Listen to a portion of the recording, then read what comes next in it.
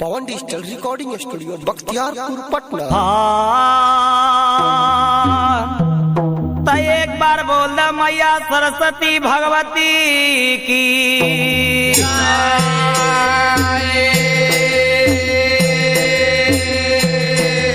तो एक बार बोल द अपना अपना गुरुदेव महाराज की।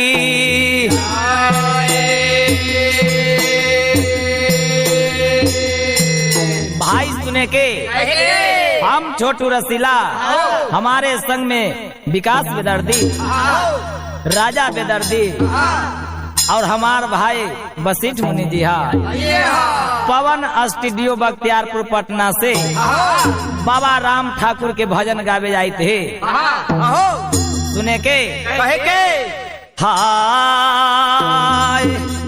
आहो हातावा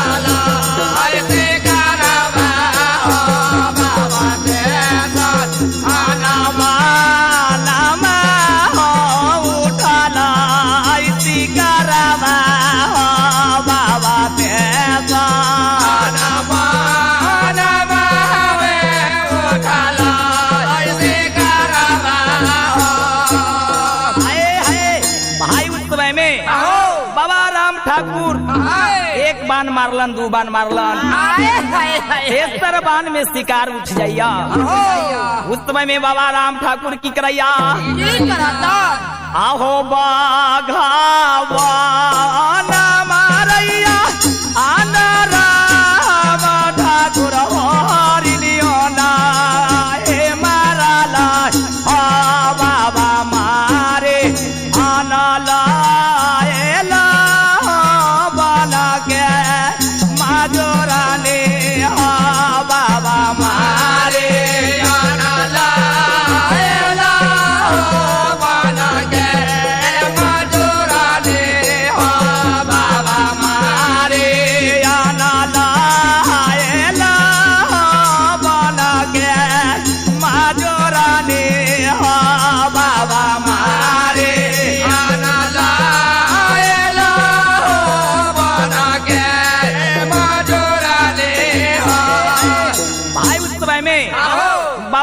ठाकुर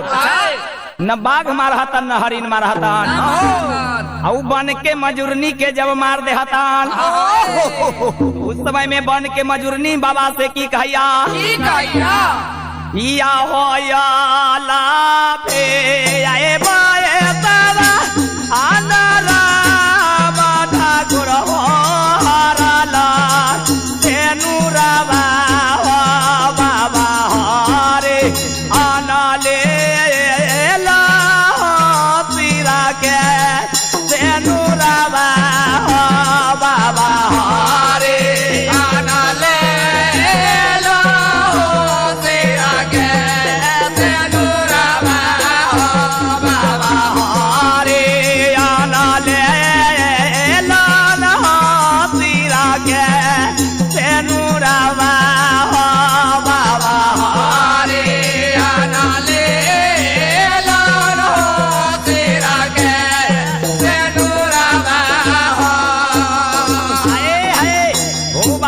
ठाकुर कि हमरा एल्फी बयस में सिर के सिंदूर तू हर लेला हर समय में बन के मजूरनी कन कन को बाबा से की कहिया या हो कि ये हम खालियो आनरा ठाकुर हो खेत खारी आनमा बाबा के आना खालिया गाना पाथरवा हो बाबा के आना खालिया गाना पाथरवा हो बाबा के आना खालिया गाना पाथरवा हो बाबा के आना खालिया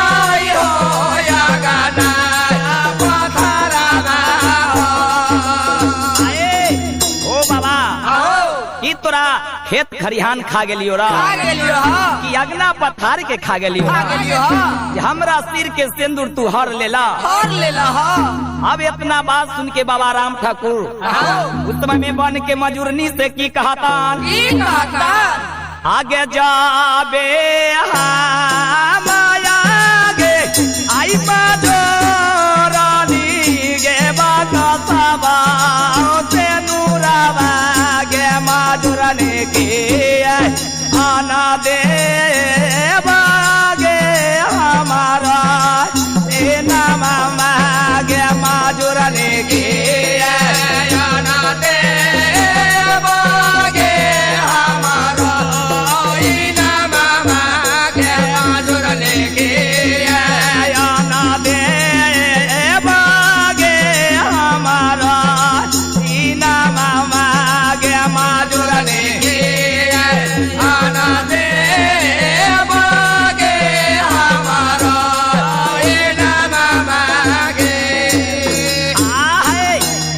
के मजूरनी हम तोहर सिर के सिंदूर के हम बकस देबाऊ कि हमरा दानी नाम तू देबे अब इतना बात सुन के बन के मजूरनी की कहिया सुने के बस चिमनी भाई भाई बाबा से की कहिया आओ भोरे भोरे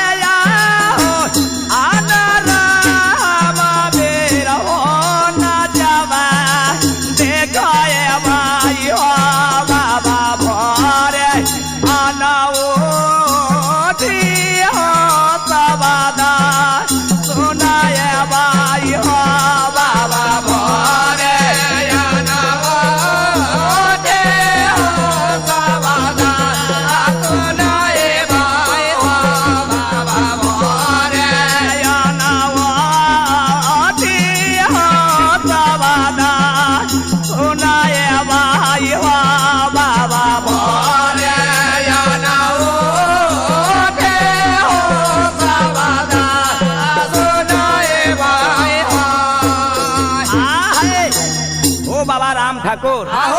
तोरा संग में भर दिन नाच देखा देबो अब भोरे उठ कर शब्द सुना देबो अब इतना बात सुन के बाबा राम ठाकुर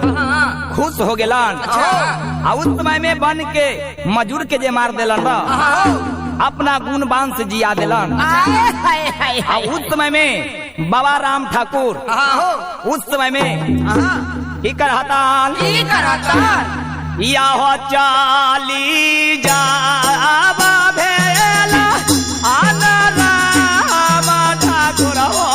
जाए भेता मोलिन आ बाबा चाले आना भेला हो जाए भे दुआरिया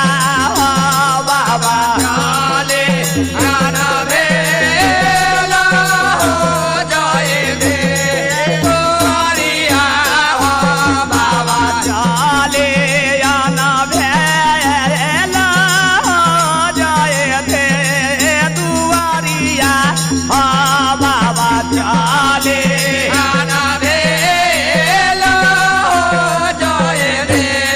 दुआरिया उस समय में बाबा राम ठाकुर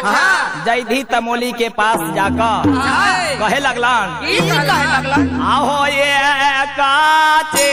ले मगाजावा आपिला बाहे जाए दे तमोलिन है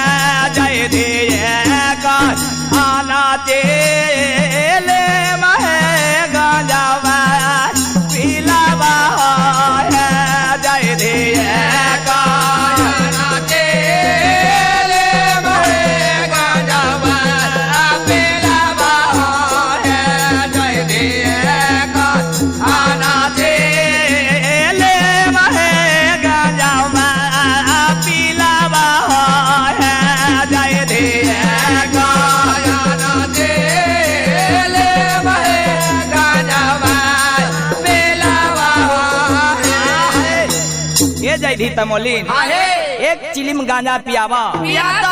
गांजा बिना ओढ़बल हमरा शरीर भेल मुख मलिन भेल। अब उस समय में बाबा राम ठाकुर के बोली सुनका जयधी तमोलिन की कहिया आहो हम काई से गांजावा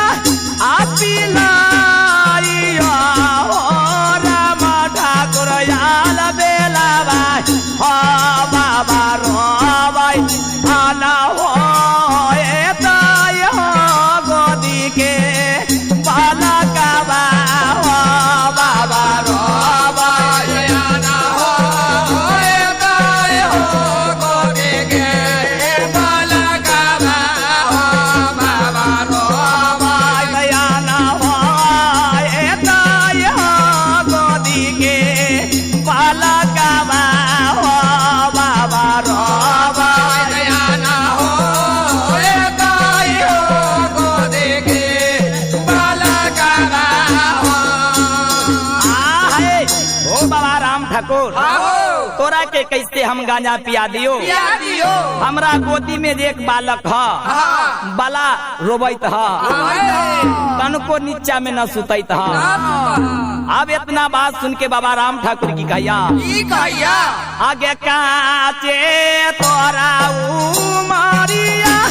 आना जाए भेगे काजे आओ बाए बाबा गे जाए रे कामा आना पाए ले गे गोदी के बाला कावा गे जाए रे कामा आना पाए ले गे गोदी के बाला कावा गे जाए रे कामा आना पाए ले गे गोदी के बाला कावा गे जाए रे कामा आना पाए ले गे गोदी के बाला कावा गे ये जयधी तमोलिन कांच तोरा देखिए उमर कांच बयस कहाँ से तू गोदी के ही बालक ले आला। अब उस समय में बाबा राम ठाकुर के बोली सुनका तमोलिन उस समय में की कहिया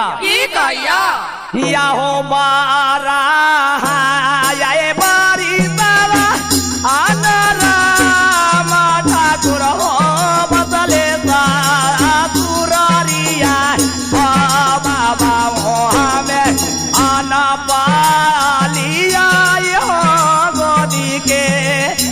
बाला कावा हो बाबा हो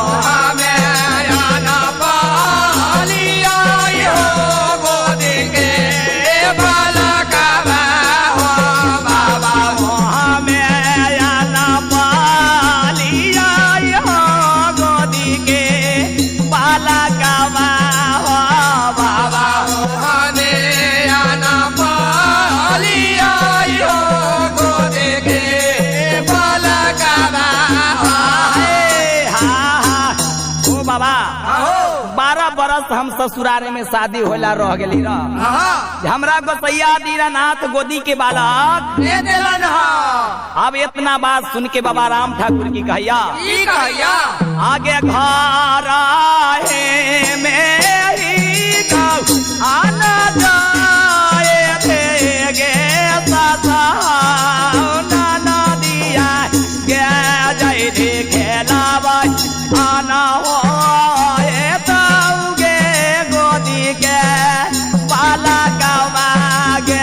जय रे रावा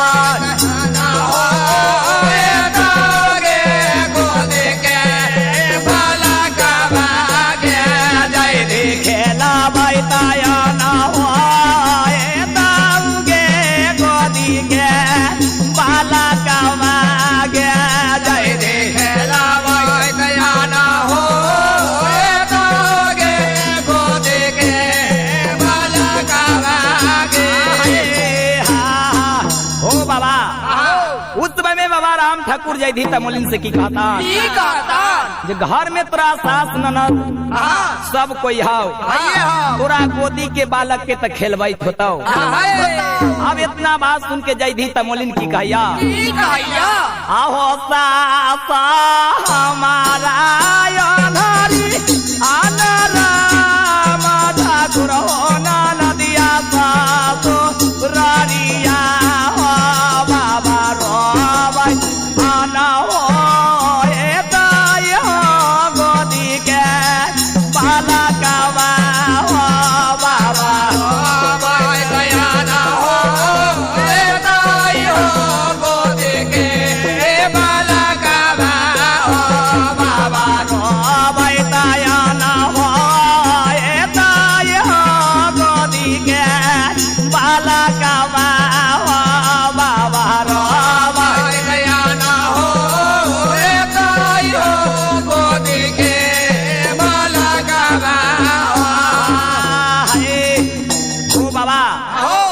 एक सास बुढ़िया जे रहे